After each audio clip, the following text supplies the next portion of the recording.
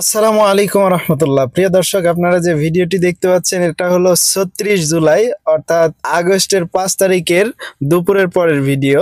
তো মূলত বাংলাদেশ যখন আবার দ্বিতীয়বারের মতো স্বাধীন হয় তারপরের ভিডিও এটি।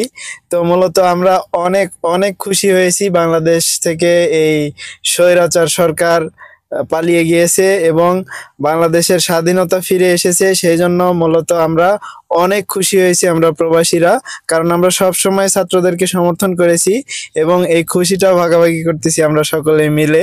তো আপনারা দেখতে পাচ্ছেন এখানে ইন্ডিয়ান, সৌদি আরবের মানুষ এবং আফ্রিকান, পাকিস্তানি, সুদানি অনেক মানুষ রয়েছে, তারা আমাদের সাথে খুশি হয়েছে। বিসমিল্লাহ। আলহামদুলিল্লাহ।